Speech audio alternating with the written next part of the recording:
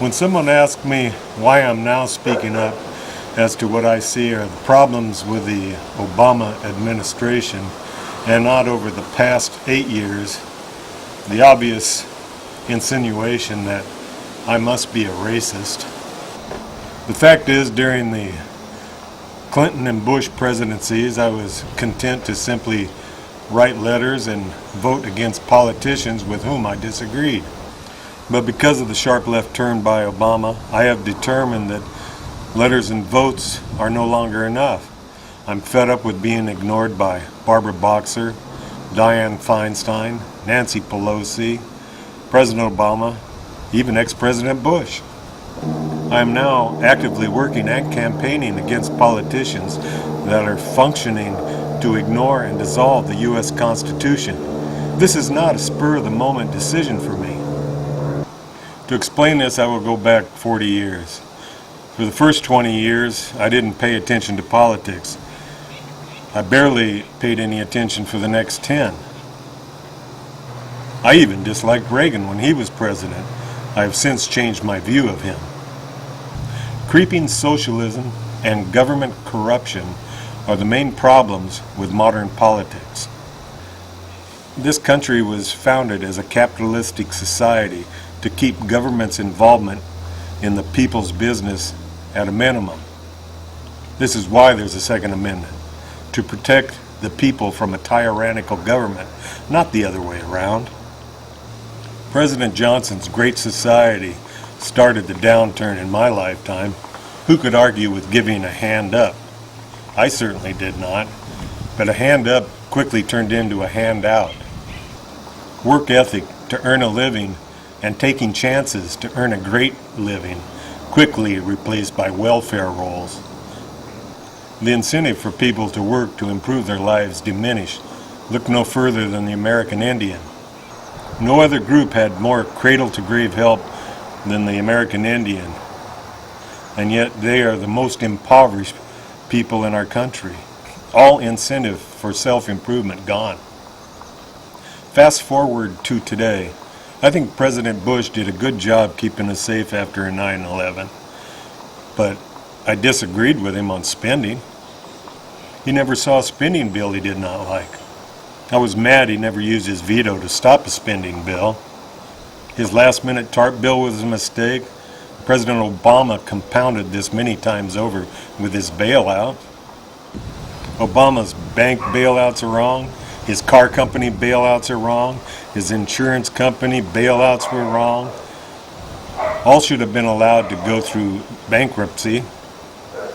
This is what taking chances in a capitalistic society is all about. The market bounces back to correct problems that were made by bad business decisions. The government should not be in the business of picking winners and losers.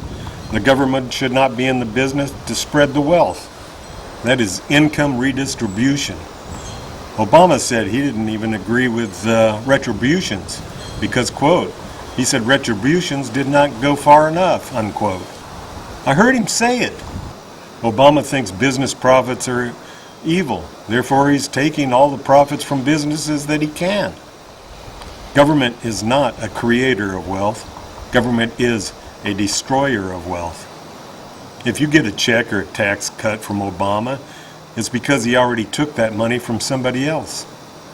If you were in the supposed 95% bracket that got tax cuts, look at the other taxes that he's raised to make up for that. Sin tax, sugar tax, tobacco, license fees. It goes on and on. He has to pay for his expanding government somehow.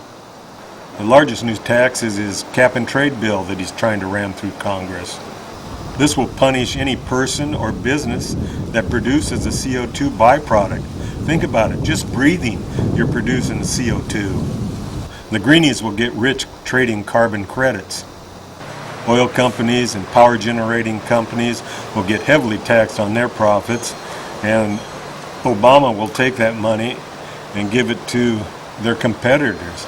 Nice, friendly, government-approved green companies.